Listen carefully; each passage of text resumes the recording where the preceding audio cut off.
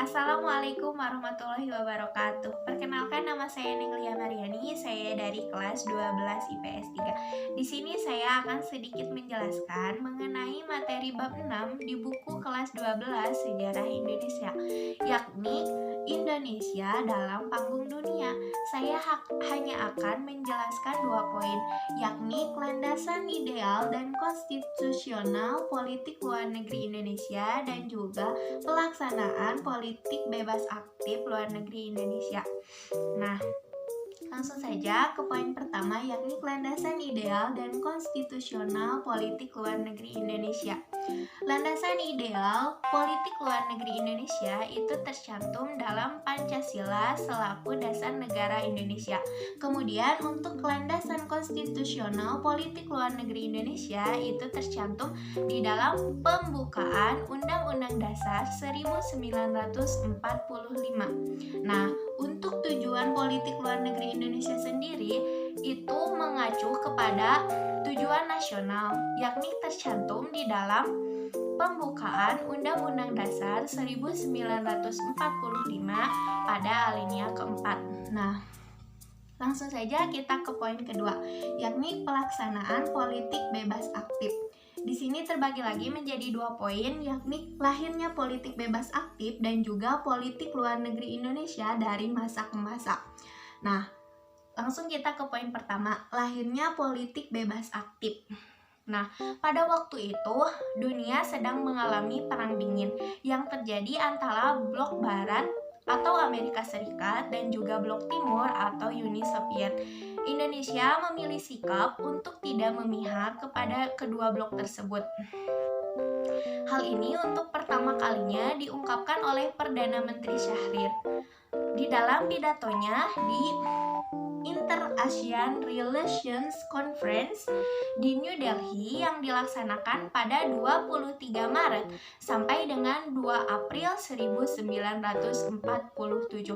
Di dalam pidatonya, Perdana Menteri Syahrir mengajak bangsa-bangsa Asia untuk senantiasa bersatu tanpa memandang ras atau perbedaan lainnya demi tercapainya perdamaian dunia.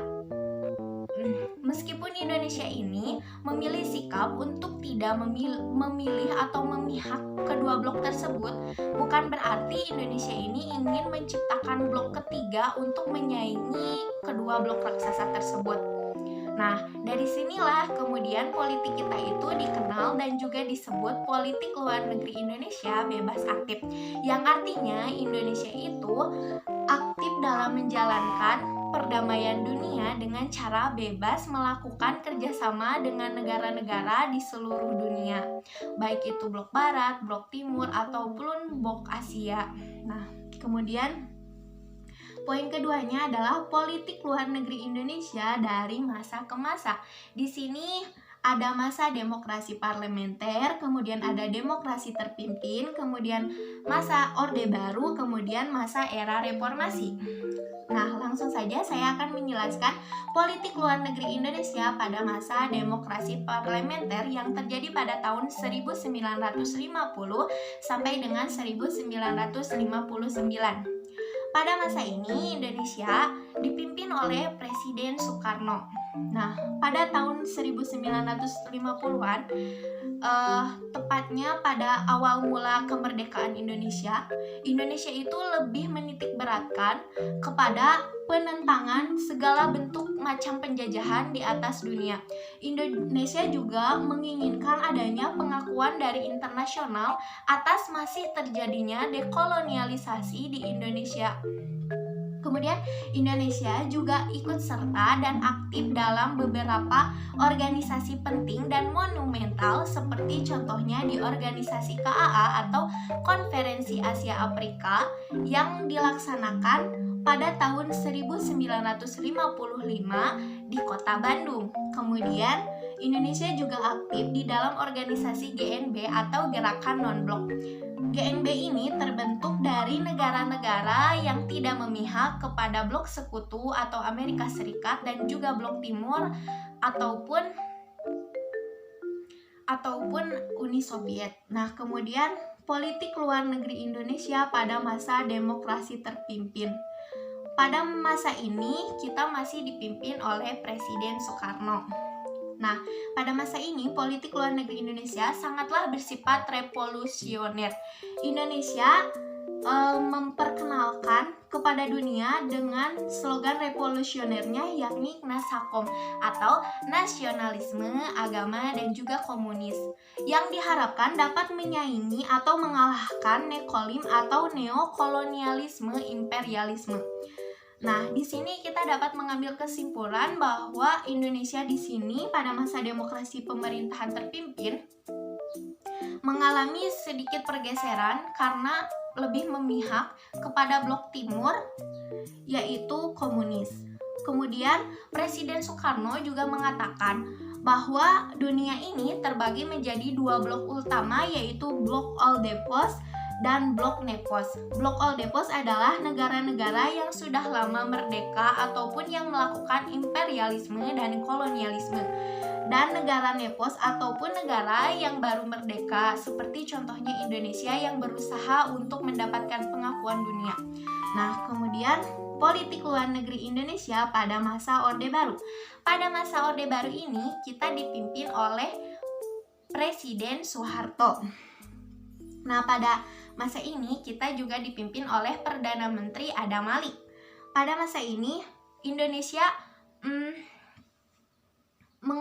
lebih memfokuskan politiknya kepada pembangunan kembali ekonomi Indonesia yang sempat mengalami keterpurukan pada akhir pemerintahan demokrasi terpimpin.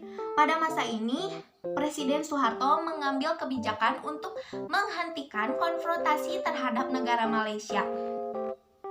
Hal ini dilakukan untuk mendapatkan kembali simpati-simpati Barat dan juga investasi dari negara asing untuk membangun kembali ekonomi Indonesia yang sempat mengalami krisis. Nah, Indonesia juga aktif dalam organisasi internasional, yaitu ASEAN, di mana ASEAN ini merupakan organisasi yang ada di wilayah Asia Tenggara. Indonesia sendiri merupakan negara pemrakasa terbentuknya ASEAN bersama dengan negara Malaysia, Singapura, Thailand, dan juga Filipina. Kemudian pemerintahan Indonesia atau politik luar negeri Indonesia pada era reformasi. Pada era reformasi kita dipimpin pada pemerintahan Presiden Habibie. Pada pemerintahan Presiden Habibie, Indonesia terus memperbaiki ekonominya dengan cara mendapatkan kembali kepercayaan dari Moneter Internasional dan juga Bank Dunia atau IMF dengan usaha keras Pak Habibie. Kemudian yang kedua adalah era reformasi pada pemerintahan Abdurrahman Wahid atau yang lebih kita kenal dengan nama Gus Dur. Pada masa ini Indonesia mengalami sedikit perselisihan atau peregangan dengan negara-negara Barat yang diakibatkan oleh lepasnya Timor Timur dari Negara Kesatuan Republik Indonesia. Kemudian pada masa ini Abdurrahman Wahid juga menekankan untuk dikembalikannya fungsi militer ke fungsi seharusnya. Kemudian pada masa era reformasi Megawati, ini lebih menitik beratkan untuk dikembalikannya peran DPR dalam melaksanakan politik luar negeri. Ya, hal ini sesuai dengan Undang-Undang Dasar 1945.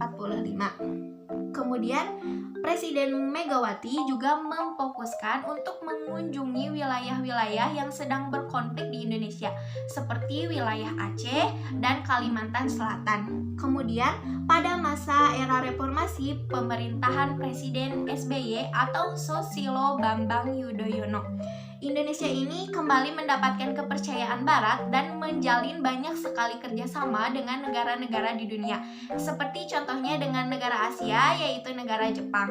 Indonesia juga mendapatkan julukan, yaitu menjembatani dua karang. Hal ini dikarenakan Indonesia dengan inisiatifnya melakukan perbaikan antara negara-negara yang sedang berkonflik. Mungkin dari saya dicukupkan sekian. Mohon maaf untuk segala kekurangan dan kekeliruannya. Wassalamualaikum warahmatullahi wabarakatuh.